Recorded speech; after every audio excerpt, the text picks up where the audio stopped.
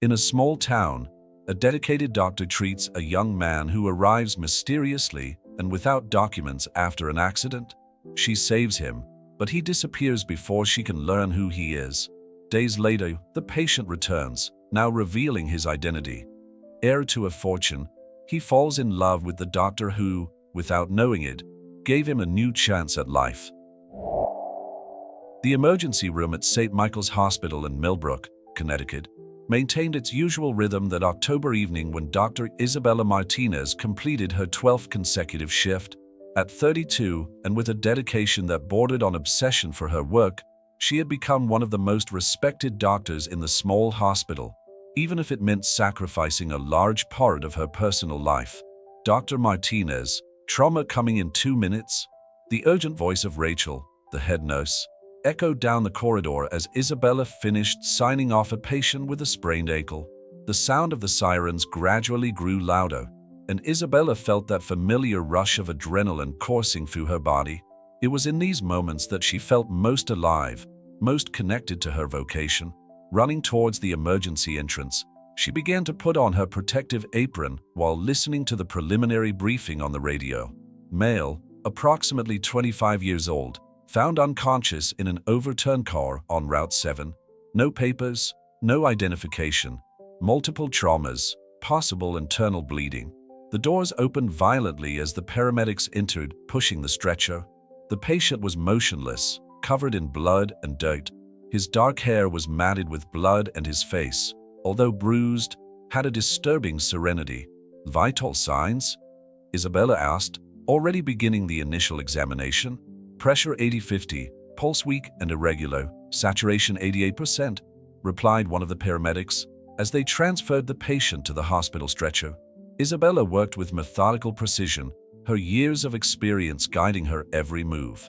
I need a complete blood count, metabolic panel, blood typing, and 2 units of O-neg for yesterday. Get the portable ultrasound. The next few hours were a battle against time. The patient had significant internal bleeding, and Isabella discovered a laceration on his spleen that needed to be controlled immediately. Between precise orders and emergency procedures, she kept her full focus on the unknown man fighting for his life in her care. During a brief pause in the procedures, while waiting for the results of the tests, Isabella studied the patient's face. There was something different about him, a quiet dignity that remained even in his current state. His clothes, although damaged by the accident, were visibly of high quality, and his hands showed no signs of heavy manual labor. Dr. Martinez, Rachel called out, bringing in a new battery of results. The tests show that we need to take him to surgery immediately. Isabella nodded, already mentally preparing herself for the operation.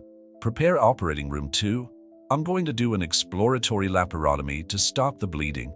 In the operating room, under the bright lights and concentrated silence of the team, Isabella worked with millimeter precision. Every move was calculated, every decision based on years of experience and study. After 4 hours of intense surgery, she finally managed to stabilize the patient. As she prepared to close up, she noticed a small tattoo near the patient's right shoulder, a symbol that looked like an old familiar brand. She made a mental note of it, hoping it might help with later identification. It was already dawn when Isabella finally left the operating room. Exhausted, but satisfied with the result, she allowed herself a moment's reflection in her small office. The mystery surrounding the patient intrigued her. No documents, no telephone, no means of identification. It was as if he had appeared out of nowhere. "How's our John Doe?" asked Dr. Michael Chen, the hospital director, entering the office with 2 cups of coffee. He handed one to Isabella, who gratefully accepted it. "Stable for now. It was a complicated surgery, but we managed to control the bleeding. Now we have to wait for him to wake up and find out who he is." Michael watched Isabella with paternal concern.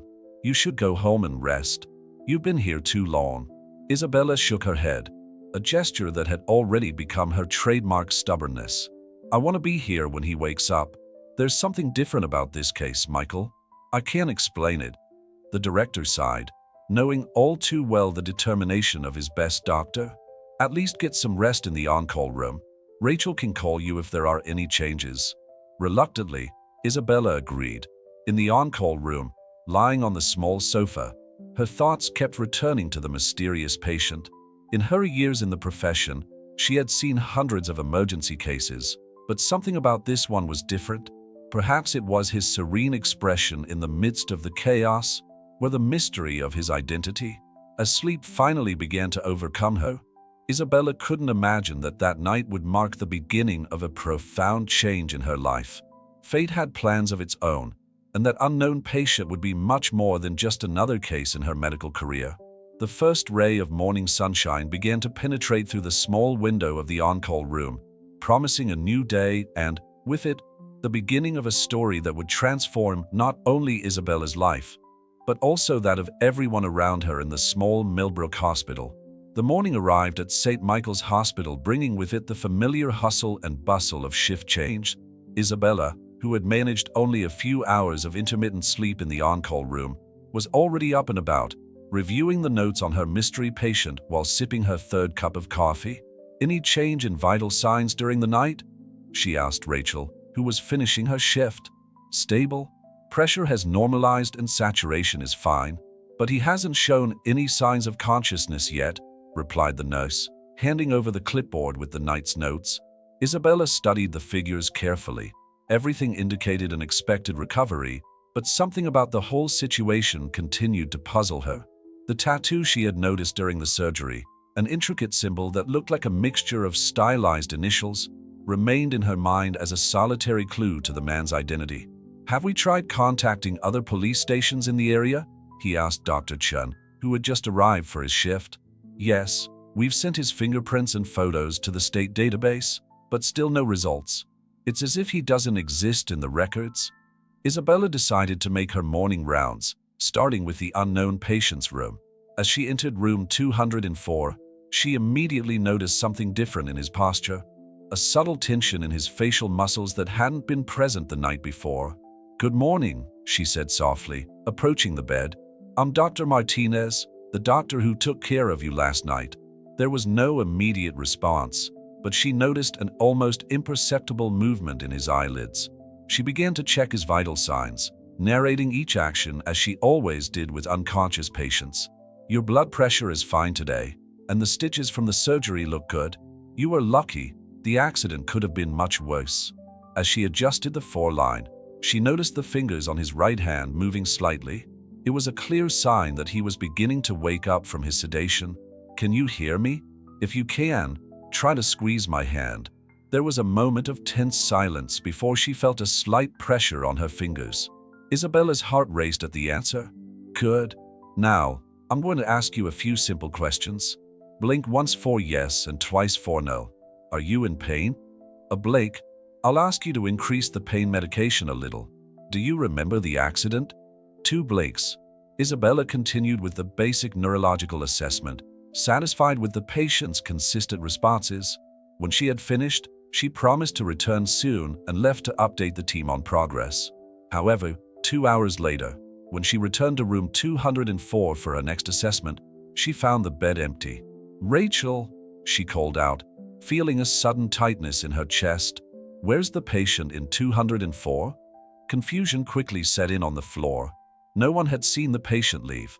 The security cameras showed only an empty corridor, and the only evidence of his departure was a set of hospital clothes folded carefully on the bed. "That's impossible," Isabella muttered, examining the room. "He was barely able to move, let alone walk." Dr. Chun was immediately notified, and a full search of the hospital was launched. The police were called, and Isabella found herself answering an endless series of questions about the mystery patient. "Doctor, is there a possibility that he was removed against his will?" asked one of the investigators. Isabella shook her head. "The cameras cover all the exits, and no one unauthorized entered the hospital. Besides, he was starting to respond to treatment. It doesn't make sense for someone in recovery to just disappear like that." The next few hours were a whirlwind of police reports and administrative meetings. Isabella felt personally responsible for the disappearance, even though everyone assured her that there was nothing she could have done differently. At night, alone in her office, she reviewed the case notes for the 10th time. The image of the tattoo still haunted her, and she began to make a detailed sketch of the symbol, hoping that it might be a useful clue eventually. "You need to go home," said Rachel, appearing in the office doorway. Obsessing over it isn't going to bring any answers. Isabella sighed, realizing that her friend was right. It's just, there's something to this whole story, Rachel.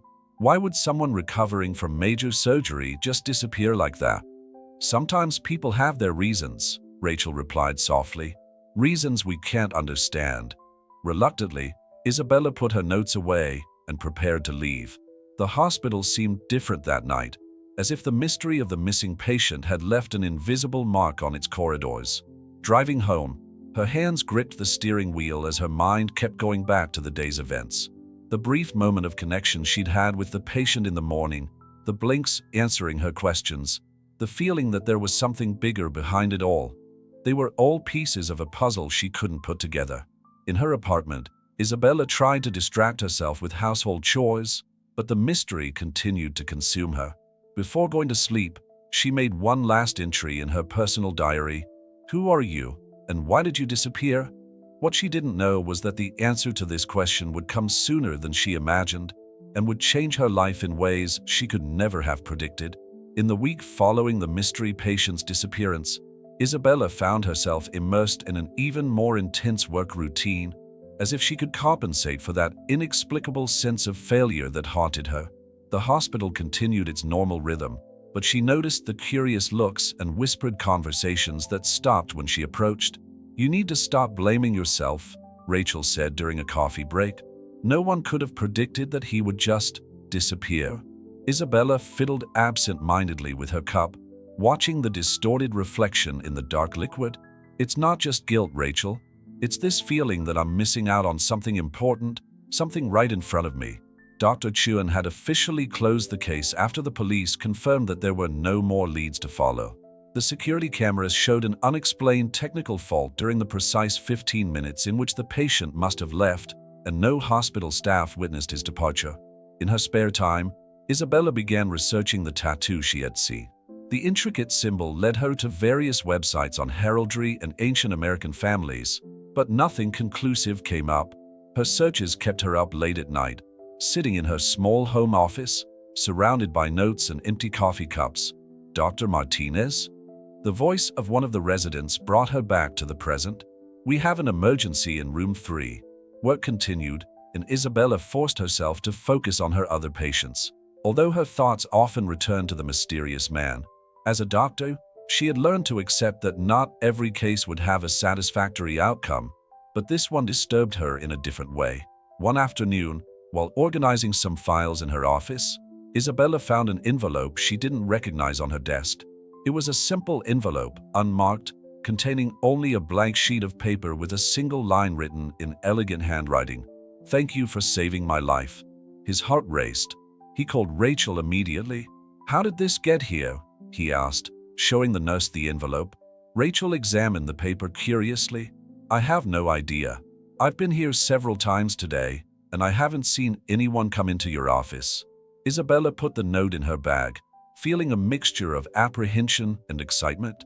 It was the first concrete clue since the disappearance, even if it raised more questions than answers. That evening, when she got home, she found another envelope, this time in her mailbox.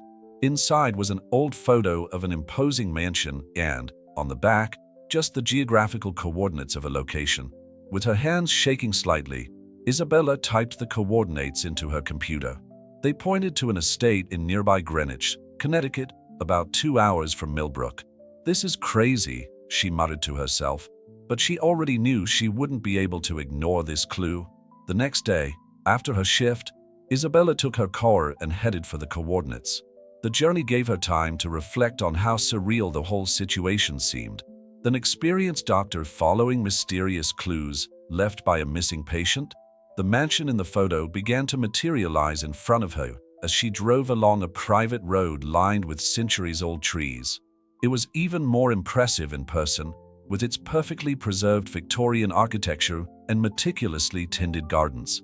Stopping her car at the start of the circular driveway, Isabella hesitated. What right did she have to be there? What did she expect to find? Before she could decide whether to continue or turn around, a middle-aged man in an impeccable suit appeared at the front door. "Dr. Martinez," he called, his voice formal but welcoming. "We've been expecting you." Isabella felt a shiver run down her spine. How did he know her name? More importantly, who was they? "I'm Stanford, the family butler," he continued, stepping closer.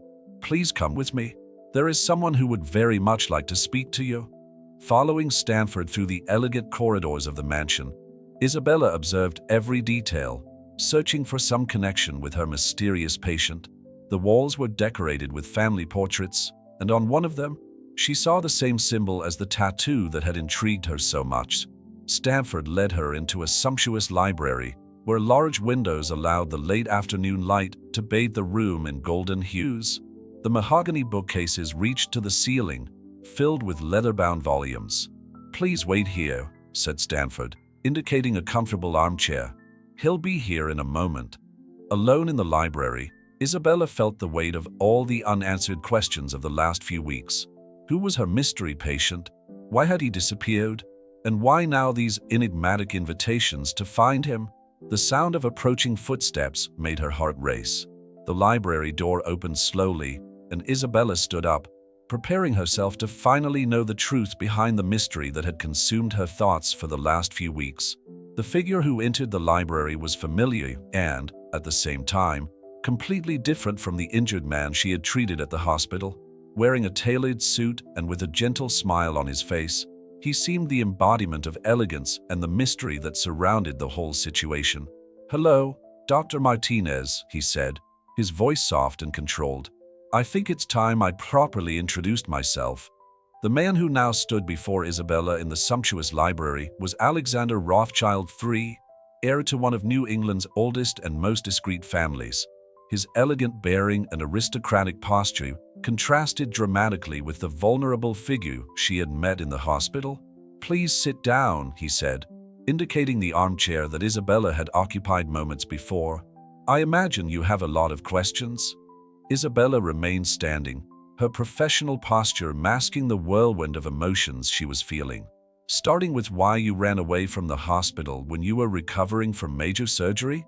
Alexander smiled slightly, a gesture that conveyed both charm and a hint of regret. Straight to the point, as expected from a dedicated doctor. "First, allow me to thank you properly for saving my life." He walked over to one of the library's large windows, his reflection overlapping with the view of the gardens outside. "On the night of the accident, I was on the run. Not from the law," he added quickly when he saw Isabella's expression, "but from a complicated situation. Complicated enough to risk your life by disappearing from the hospital?" Isabella couldn't contain the tone of disapproval in her voice. "Actually, yes." Alexander turned to face her. "My family controls one of the largest financial conglomerates in the country, operating mainly behind the scenes. That night, I had uncovered evidence of a conspiracy within the company's board. People close to me planning a coup that would not only destroy my family's legacy, but also affect thousands of employees." Isabella watched as he moved around the library, noticing how his every gesture seemed studied, precise. "And why didn't you go to the authorities?" "When the people involved have deep connections to those same authorities, you learn to be cautious," he replied, his voice carrying a weight that Isabella hadn't noticed before. "The accident wasn't accidental, Dr. Martinez." The revelation hit Isabella like a punch in the stomach. All the pieces began to fall into place. The absence of documents, the mysterious disappearance, the cryptic notes. "Why are you telling me this now?" she asked, finally sitting up. "Because you didn't just save my life. You gave me time." Alexander approached, taking a seat opposite. "While I was missing, I was able to gather the necessary evidence and ensure that the right people received it. The process is underway now, discreetly but definitively." Isabella processed the information, her hands unconsciously smoothing the fabric of her pants. "What about the tickets? Why bring me here?" "Because you deserve to know the truth," he replied, leaning forward slightly. "And because, during those hours in hospital, even unconscious, I felt your dedication, your integrity. These are rare qualities in the world I live in." A meaningful silence filled the library. Isabella watched the late afternoon light dancing on the bookshelves, creating shadows that seemed to tell their own silent stories. "There's something else," Alexander continued, getting up to take an envelope from a nearby desk. The Rothschild Foundation is establishing a new medical research and treatment center. We'd like you to run it. Isabella picked up the envelope with slightly trembling hands, but didn't open it. Why? Because you represent exactly what we're looking for. Professional excellence combined with a deep sense of humanity. He paused, his eyes meeting hers. The center will be in Millbrook, near St. Michael's. The focus will be on trauma and regenerative research. The proposal was surprising, almost overwhelming. Isabella felt the weight of the opportunity in the responsibility it represented. I need time to think, she finally said. Naturally, replied Alexander with an understanding smile. But there's something else you should know. He stood up, walking over to one of the bookshelves. During my unauthorized recovery, I did some research on you.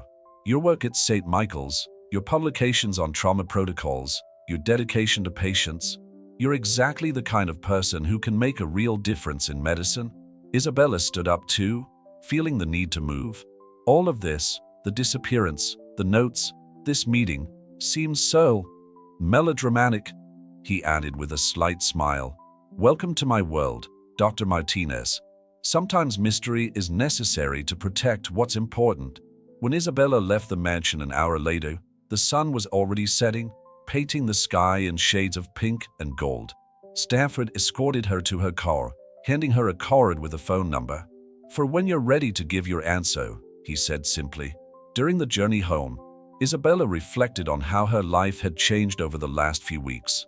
The mystery that had so intrigued her had turned into something much bigger, an opportunity to expand her work, to make an even more significant difference.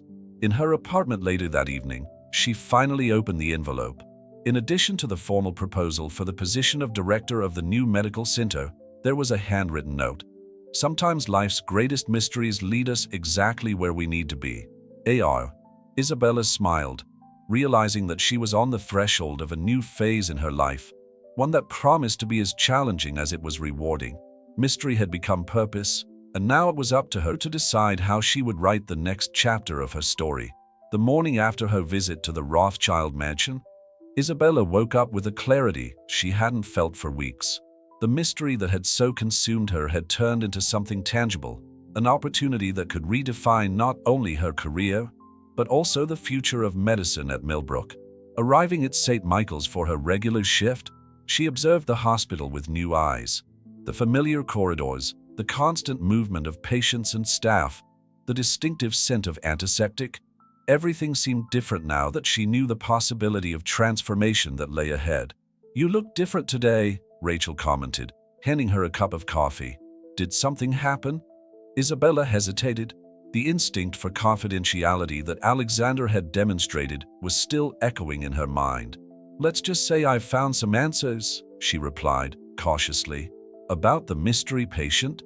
Rachel lowered her voice, her eyes shining with curiosity. Partly, Isabella smiled, enjoying the irony of knowing much more than she could share, but mostly about the future. The morning passed with its usual intensity. Between consultations and procedures, Isabella began to notice aspects of the hospital that could be improved with the right resources. The ultrasound equipment that frequently had problems, the need for more beds in the ICU, the lack of a dedicated research center. All these shortcomings could be addressed with Alexander's proposed project. During her lunch break, she ran into Dr. Chan in the cafeteria. The hospital director looked more tired than usual, the lines on his face more pronounced. Michael, she called out, taking a seat at his table. Can we talk? Of course, Isabella. Is there a problem? Actually, she began, choosing her words carefully. It's about an opportunity. Hypothetically speaking, what would you think of a partnership with a private foundation to expand our research and treatment capabilities? Dr. Chin's eyes lit up momentarily. Hypothetically, it would be exactly what St. Michael's needs. But, he sighed, we've tried several partnerships before. Foundations generally prefer larger hospitals, in more central areas. What if I told you there was a concrete proposal? Isabella leaned forward, lowering her voice. One that would not only keep the focus on Millbrook, but would significantly expand our service capacity? Dr. Chan studied her face for a moment. Isabella, You've always been one of my best doctors, but also one of my most cautious. If you're telling me this, I imagine you have something substantial in mind. I do, but I need a little more time to finalize some details. The rest of the day passed like a blur of activity. Between appointments, Isabella began to make notes on possible improvements and expansions. Her medical mind, trained to diagnose and plan treatments, now turned to a much bigger project. In the evening, in her apartment, she finally opened her laptop and began to research more about the Rothschild Foundation. Public information was limited, but what she found was impressive. Decades of investment in medical research, the development of innovative treatments, and a history of discretion that explained a lot about Alexander's behavior. The phone rang, making her jump. It was an unknown number. Dr. Martinez? Stanford's elegant voice sounded on the other end. Mr. Rothschild would like to know if you would be available for dinner tomorrow night. There are some additional details about the project that he would like to discuss. Isabella hesitated for a moment, remembering her scheduled shifts. I can rearrange my schedule. What time? At 7 p.m. A car will be sent to pick you up. After hanging up, Isabella sat in silence, contemplating how drastically her life had changed in a matter of weeks. From a doctor focused exclusively on her patients, she now found herself on the brink of a decision that could impact the entire Millbrook medical community. Her phone vibrated again, this time with a message from Rachel. I don't know what's going on, but you seem more alive today than you have in weeks. Whatever it is, I'm happy for you. Isabella smiled, feeling a wave of gratitude for her friend. Rachel had always had a keen intuition for significant changes, even without knowing the details. Turning her attention to her laptop, Isabella began to organize her ideas for the medical center. Her experiences in the emergency room had repeatedly shown her the areas that needed more attention and resources. If she really did take over the running of the new center, she wanted to make sure that every aspect was planned to maximize the benefit for the patients. When she finally went to sleep, her last thoughts were about how a seemingly tragic event, Alexander's accident, had turned into an opportunity to make significant changes. It was a reminder of how fate sometimes works in mysterious ways, turning moments of crisis into catalyst for transformation. The next morning, as she prepared for another day at the hospital, Isabella felt a mixture of anxiety and determination. Dinner with Alexander represented more than just a business discussion. It was a step towards a future that, until a few weeks ago, she hadn't even imagined was possible. Sometimes life's greatest mysteries lead us exactly where we need to be, she muttered to herself, remembering Alexander's words. And for the first time in her career, Isabella felt that she was exactly where she was supposed to be, on the threshold of a transformation that transcended her initial expectations as a doctor. The car sent by Alexander arrived punctually at 6:30 p.m., an elegant black Bentley driven by a discreet chauffeur. Isabella had chosen a simple but elegant navy blue dress, a piece she rarely wore, save for special occasions which, in her life dedicated to the hospital, were rare. During the drive to the Rothschild mansion, she mentally reviewed the notes she had made about her ideas for the medical center. The pragmatic doctor inside her wanted to turn this dinner into an objective professional meeting, but something in the atmosphere of the evening suggested that it would be much more than that. Stanford greeted her at the main entrance with his usual cordial formality. Mr. Rothschild awaits you in the winter garden, he informed her, guiding her through corridors different from those she had known on her first visit. The winter garden was an impressive structure of glass and wrought iron, softly lit by lanterns strategically placed among the exotic plants. Alexander was standing next to a central fountain, his reflection dancing in the crystal-clear water. Dr. Martinez, he smiled, coming forward to greet her. Or may I call you Isabella? Isabella is fine, she replied, noticing how he looked even more recovered than at their last meeting. The garden is impressive. It was my grandmother's design, he explained, leading her to an elegantly set table for two. She believed that even in the harshest of New England winters, we should have a piece of spring preserved. A waiter appeared silently, pouring glasses of champagne. Isabella noticed the subtle tremor in Alexander's hand as he picked up his glass, a still-present remnant of the physical trauma he had suffered. Before we discuss business, Alexander began, I'd like to share something with you.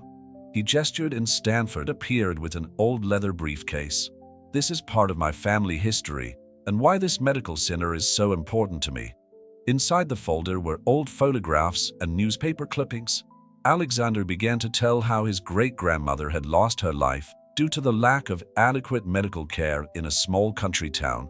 That tragedy had inspired generations of Rothschilds to invest in medicine and research, always discreetly. "The foundation began as a promise," he explained, showing a photo of an old hospital. "A promise that other families wouldn't go through what ours did. But over the years, I realized that we needed more than just money and equipment. They needed people who understood the mission," Isabella added, beginning to understand. "Exactly." Alexander looked at her intensely. "When you came to see me that night, without knowing who I was, I saw something rare, a dedication that goes beyond the professional. That's what we want to lead the new center." Dinner was served, elaborate dishes that Isabella barely registered. Engrossed in the conversation that flowed naturally between discussions of modern medicine and personal stories, Alexander revealed more about the conspiracy he had faced and how the evidence he had gathered was now in the hands of federal investigators. "The point is," he said, as they enjoyed dessert, "that this whole episode has made me realize the importance of having trustworthy people around me. People who share not just competence, but values." Isabella felt the weight of that statement. "It's a huge responsibility. It's an opportunity to make a real difference," he corrected softly. "The center will have complete autonomy under your direction. We want innovation, cutting-edge research, but above all, we want to keep alive that spirit I saw in you that night in the emergency room." After dinner, Alexander took her on a tour of the winter garden. Among rare orchids and centuries-old ferns, they discussed more practical details of the project: budgets, equipment, staff. "There's something else you should see," he said, guiding her to a work table hidden among the plants. On it, detailed architectural plans showed the design of the new medical center. "We wanted your opinion before finalizing the plans." Isabella studied the drawings with the critical eye of someone who knew the practical needs of a medical center. The layout of the emergency ward could be more efficient if... She stopped when she realized that Alexander was watching her with a smile. "What?" he asked. "You're already thinking like a director," he replied. "That's exactly what we were hoping for." The rest of the evening was spent tweaking the plans, with Isabella suggesting modifications based on her practical experience. Alexander absorbed each suggestion with genuine interest, taking notes and occasionally offering complimentary perspectives. When the clock struck 10 p.m., Stanford discreetly reappeared to report that the car was ready. Alexander followed Isabella into the driveway, the night air bringing a fresh breeze from the garden. "I know you need time to think," he said, "but I hope tonight has helped show you that this isn't just a business project, it's a mission." Isabella nodded, feeling the weight of the decision she would need to make. "Thank you for sharing your family's story. It helps to better understand the purpose behind it all." "The story is still being written," he replied, his eyes meeting hers with an intensity that made her heart race slightly. "And I hope you'll be part of it." On the way home, Isabella reflected on how her life had changed since that hectic night in the emergency room. The mystery that had so intrigued her had turned into something much bigger, an opportunity to do the kind of medicine she had always dreamed of, with the resources and autonomy to make a real difference. In her apartment, before going to bed, she found an envelope that had been discreetly slipped into her handbag. Inside, as well as the official proposal documents, was a handwritten note from Alexander. "Sometimes fate presents us not just with opportunities, but with responsibilities. You saved my life that night. Now you can help save many others. The decision is yours, but know that you've already shown that you have everything we were looking for." Isabella fell asleep with her mind full of possibilities, dreaming of a future where the mystery that had so intrigued her would become a lasting legacy of healing and hope. The morning after dinner at the Rothschild mansion, Isabella arrived at St. Michael's with a new perspective. The familiar corridors of the hospital looked different now, like a rough draft of what they could become. Every deficiency she noticed was no longer just a frustration, but an opportunity for change. "You look different today," Rachel observed, handing him the night shift reports. "Is it something to do with where you were last night?" Isabella smiled, adjusting her lab coat. Maybe. But first, I need to talk to Dr. Chen. Have you seen him around? In his office, looking like he hasn't slept. He arrived early this morning. Isabella found Michael Chen leaning over a pile of documents, his tired features revealing the weight of running a hospital with limited resources. Michael? She knocked lightly on the open door. Do you have a minute? For you, always, he replied, gesturing for her to come in. Actually, I was just thinking about our conversation about partnerships. Isabella closed the door and sat down, feeling the weight of the moment. That's what I came to talk about. The proposal I mentioned is from the Rothschild Foundation. The name made a visible impact on Chen. He straightened up in his chair, his eyes taking on a new sparkle. The Rothschild Foundation? Isabella, do you have any idea what that means? Yes, she replied, beginning to share the details of the new medical center project. As she spoke, she watched Chen's expressions alternate between surprise, excitement, and, occasionally, concern. It would completely change the dynamics of medicine in Millbrook, he commented after she had finished.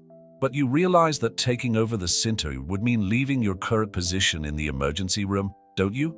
Isabella nodded, feeling a tightness in her chest. It's the hardest part of the decision. This hospital has been my home for years. But you wouldn't be abandoning St. Michael's, Chen smiled gently. In fact, you'd be expanding our potential in a way that I've never been able to do on my own. The conversation was interrupted by Isabella's beep, an emergency in the emergency room. I have to go, she said, getting up. But can we continue this conversation later? Sure. What about Isabella? Chen called out when she was already at the door. I'm proud of you. The rest of the day passed at a frenetic pace typical of the emergency room. Between visits, Isabella began to see each case as a learning opportunity for the future center. Every procedure, every interaction with patients and staff, everything felt like preparation for something bigger. During her lunch break, she received a text message from Alexander. How's your day going after our talks? Would you like to have dinner again tonight? Isabella felt her heart speed up slightly. There was something about the way Alexander communicated that went beyond the professional, a connection she wasn't yet ready to examine too closely. I have to do night duty, she replied. But can we have coffee tomorrow? The answer came almost immediately. Perfect. I know a discreet place near the hospital. Rachel, who was passing by, noticed the smile on her friend's face. Okay, now you're going to have to tell me what's going on. First, the mysterious dinner. Now messages that make you smile like that? Isabella hesitated, but realized she needed to share with someone. Over the next few minutes, she told Rachel about Alexander, the medical center, and the changes that were to come. So that mysterious patient was actually a Rothschild? Rachel whispered, impressed. And now he wants you to run an entire medical center? It's more than that, Isabella explained. It's a chance to make a real difference, to implement all those ideas we've always discussed about improving care. And this Alexander? Rachel arched an eyebrow. He seems quite interested in you, and not just professionally. Isabella felt her cheeks blush. It's complicated. He's technically an ex-patient, and now he'd be my employer? I can't mix things up. Life rarely comes in perfectly separate compartments, Rachel commented sagely. Sometimes the best stories start in unexpected ways. The rest of the shift was punctuated by moments of reflection between appointments. Isabella found herself looking at her team with new eyes, wondering who could be part of the new center's project, how she could expand and improve the protocols she had developed over the years. Towards the end of her shift, a particularly difficult case arrived, a car accident with multiple victims. While coordinating the trauma team, Isabella felt a renewed clarity. This was exactly the kind of situation that the new center could revolutionize, with more resources, advanced research, and innovative protocols.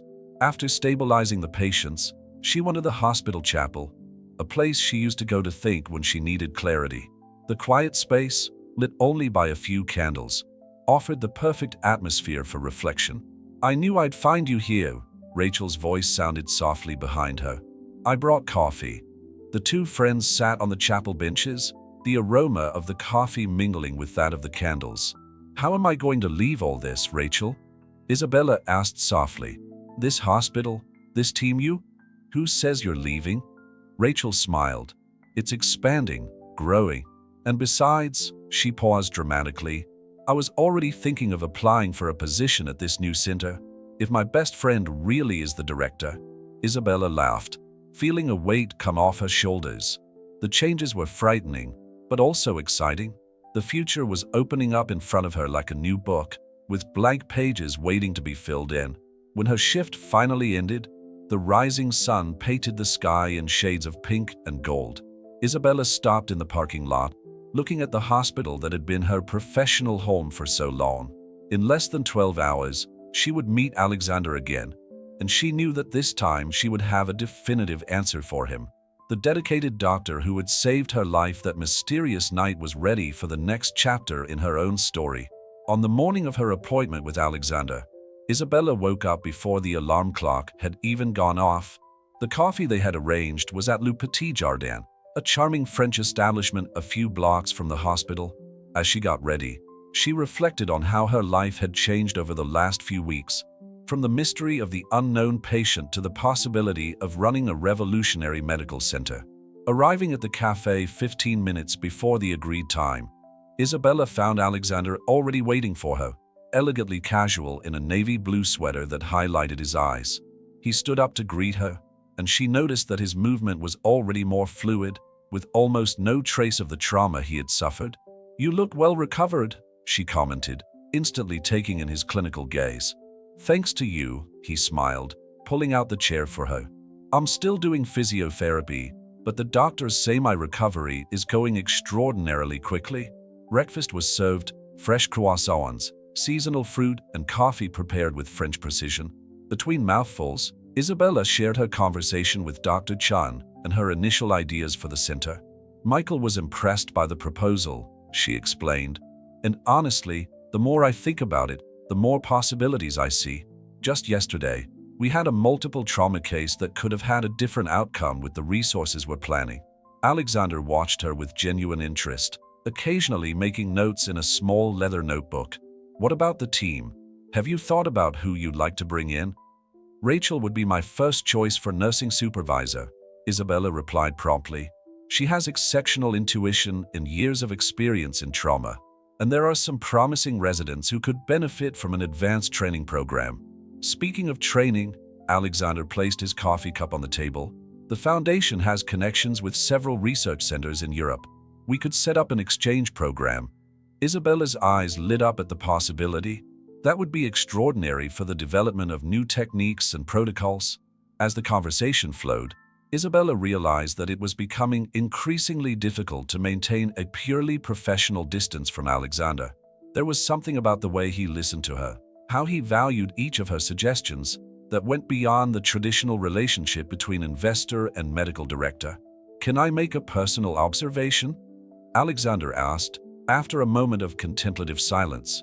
Isabella nodded, feeling her heart speed up slightly. "Since the accident, I've been reflecting a lot on how life can change in an instant. That night, I was running away from a corporate conspiracy, but I found something much more valuable. I found someone who made me believe again in genuine dedication to others." The blush crept up Isabella's neck, and she took a sip of coffee to buy time. "Alexander, You don't have to say anything," he interrupted her gently. "I just want you to know that, regardless of your decision about the medical center, my admiration for you transcends any professional aspect." The moment was interrupted by Isabella's beep, a message from Rachel about an important team meeting at the hospital. "I have to go," she said, starting to gather her things. "But first," she took a deep breath, meeting his eyes. "I accept the position. In fact, I had already decided last night, after seeing how we could make a difference in severe trauma cases." Alexander's smile lit up his face. "You won't regret it, Isabella. We're going to do something extraordinary together." "About that," she hesitated. "We need to set some clear boundaries. If I'm going to run the center, I need to maintain my professional independence." "Absolutely," he agreed, his tone serious but his eyes still smiling. "The foundation will give you complete management autonomy. My role will only be to ensure that you have all the resources you need to realize your vision." As they walked together to the hospital, they discussed the next practical steps. the formal presentation of the project to the staff, the start of construction, the structuring of training programs. At the entrance to St. Michael's, Alexander stopped. One last detail. I'd like to have a formal dinner at the mansion next weekend. Nothing too big, just a few key people from the hospital and the foundation. It would be an opportunity to officially present the project. That sounds appropriate, Isabella agreed. Should I bring something? Just your brilliant ideas, he smiled.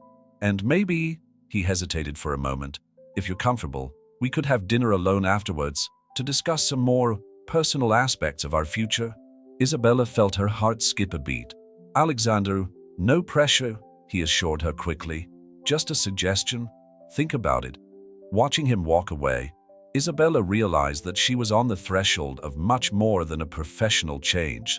The mystery that had begun that eventful night in the emergency room had unfolded into a story that promised to transform not only her career, but possibly her personal life as well. Entering the hospital, she was greeted by Rachel, who immediately noticed something different in her expression. "Well?" the nurse asked, arching an eyebrow. "How was breakfast?" "Productive," Isabella replied with a restrained smile. "And you can start thinking about how you'd like to structure your nursing department into a state-of-the-art medical center." Rachel's shout of joy echoed down the corridor, attracting curious looks. "I knew you'd accept. What about the charming Mr. Rothschild?" "One thing at a time, Rachel," Isabella laughed. But her revealing blush didn't go unnoticed by her friend. The rest of the day passed in a flurry of activity, but Isabella couldn't stop thinking about the transformation that was about to take place. Not just in the hospital, but in her life as a whole.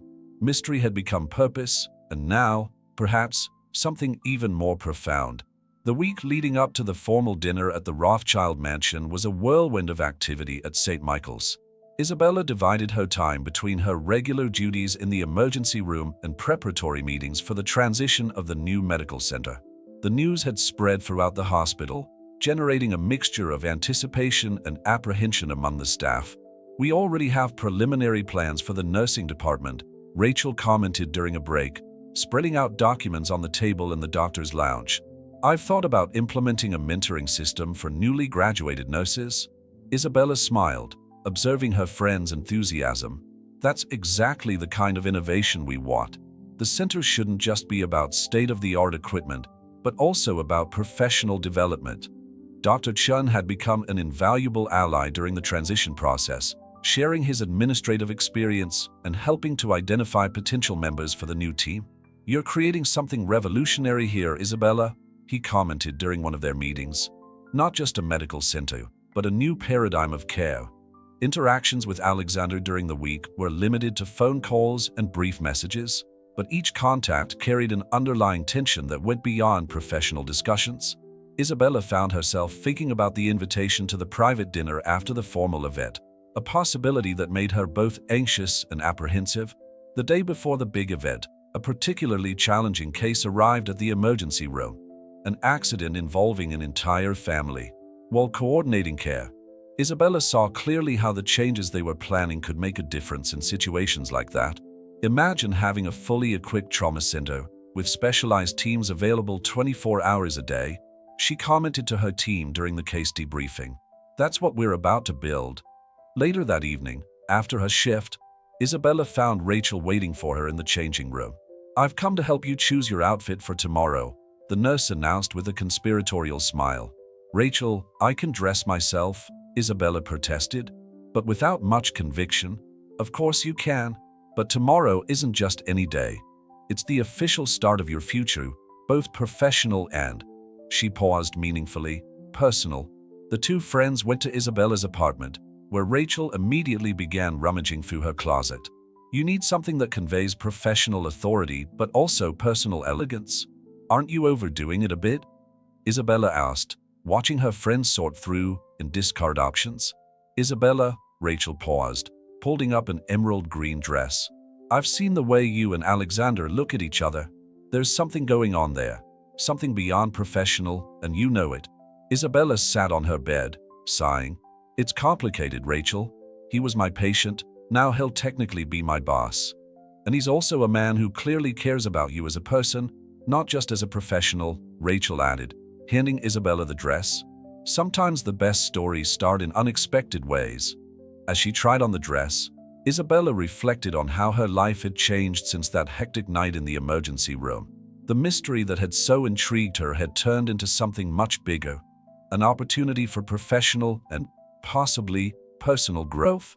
"Perfect," Rachel declared, observing Isabella in the mirror. "Professional enough to impress the foundation board, but elegant enough for a more intimate dinner afterwards." "Rachel," Isabella blushed, but couldn't help smiling. The two spent the rest of the evening talking about the plans for the new center, sharing ideas and dreams. Rachel had become more than a co-worker. She was a confidant, a partner in this new adventure. "Do you know what impresses me the most?" Rachel commented as they sipped a glass of wine. "How this all started with a mystery, a nameless patient, an emergency surgery, an unexplained disappearance. And now, look where we are." Isabella nodded thoughtfully. "Sometimes I think it was fate. If I hadn't been on call that night, if you hadn't been the dedicated and obstinate doctor that you are," Rachel added with a smile. Later, alone in her apartment after Rachel's departure, Isabella received a message from Alexander. "Looking forward to tomorrow, not just for the formal event, but for the chance to share something special with you afterwards." Her heart raced as she read the words. There was an implicit promise in them, a suggestion of possibilities that went beyond the professional. Sitting on her balcony, watching the city lights, Isabella allowed herself, for the first time, to truly consider these possibilities. The distant sound of emergency room sirens reached her, a constant reminder of her vocation. But now, that sound carried not only the weight of responsibility, but also the promise of transformation, both for medicine at Millbrook and for her own life. Lying in her bed that night, Isabella mentally reviewed the path that had brought her there. From dedicated emergency room doctor to future director of an innovative medical center, from professional focused solely on her career to a woman allowing herself to consider new personal possibilities. Tomorrow would be more than just a formal dinner. It would be the first chapter of a new phase in her life. And for the first time in a long time, Isabella was really looking forward to turning the page. The evening of the formal dinner at the Rothschild mansion arrived with a mixture of anticipation and nervousness in the air. Isabella looked at her reflection one last time in the mirror, the emerald green dress chosen by Rachel falling perfectly. The driver sent by Alexander was already waiting outside, and she could feel her heart racing with anticipation of what the evening had in store. The mansion was magnificently lit for the occasion, with lanterns strategically placed along the entranceway. Stanford greeted her with his usual cordial formality, but there was a genuine smile in his eyes. "Mr. Rothschild is receiving the guests in the main hall," he informed her, leading her through the familiar corridors. The hall was elegantly decorated, with members of the Rothschild Foundation Board mingling with key figures from St. Michael's. Dr. Chen was chatting animatedly with a group of renowned doctors, while Rachel, stunning in a navy blue dress, seemed perfectly at ease among the guests. Alexander spotted her immediately, his eyes lighting up at the sight of her.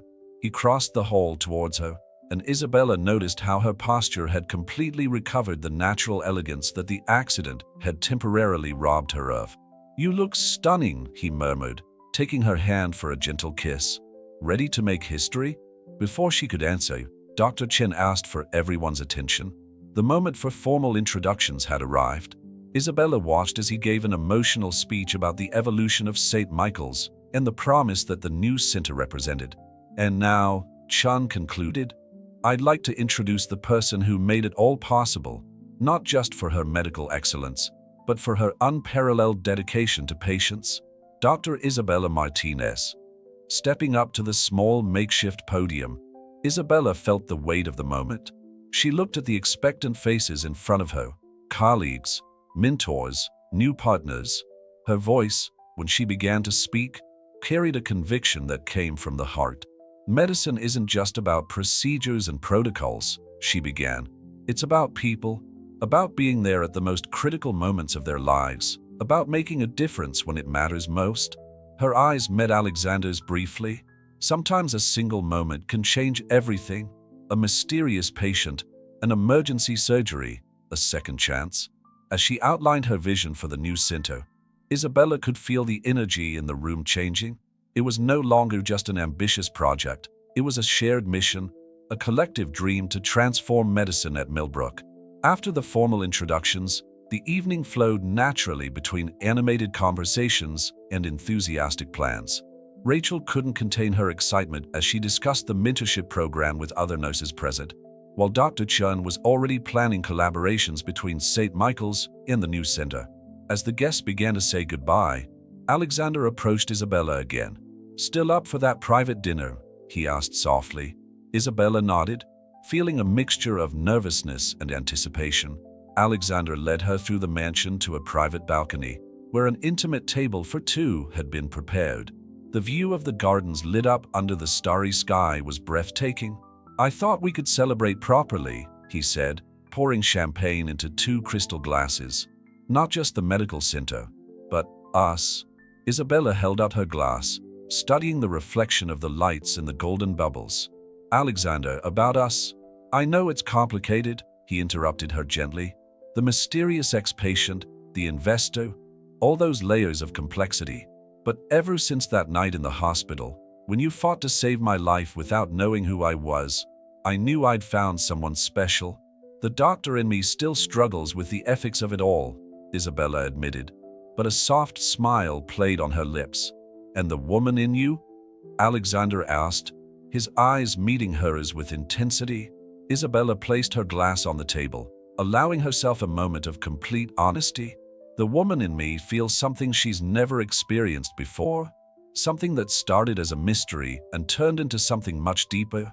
Alexander reached across the table, entwining his fingers with hers. "Then maybe it's time we started our own chapter, without mysteries this time." Dinner passed in an atmosphere of growing intimacy, with conversations flowing naturally between professional plans and personal revelations. Isabella shared stories of her childhood, her path to medicine, and her long-held dreams. Alexander talked about the weight of family legacy, his own struggles and hopes. As the evening drew to a close, standing by the car that would take her home, Alexander held her hands in his. "Isabella, whatever happens between us, I want you to know that you have already transformed my life in ways that go beyond that emergency surgery." "You've transformed mine too," she replied softly, "in ways I never imagined possible." The kiss that followed was gentle, full of promise and possibility. When they parted, they both knew they were at the start of something extraordinary. Not just a revolutionary medical center, but a love story that had begun in the most unexpected way possible. Driving home that evening, Isabella reflected on how her life had changed since that hectic night in the emergency room. The mystery that had so intrigued her had unfolded into a rich tapestry of possibilities: professional, personal, emotional. The next day, as she entered St. Michael's for her shift, Isabella carried with her not only the plans for the new center, but also the certainty that sometimes life's greatest gifts come disguised as mysteries, just waiting for the right moment to reveal their true nature. The emergency room continued its steady pace, but now every moment carried the promise of a transformative future, a future she would help build, not just as a doctor and director, but as someone who had found her own path to happiness through a mystery that changed everything.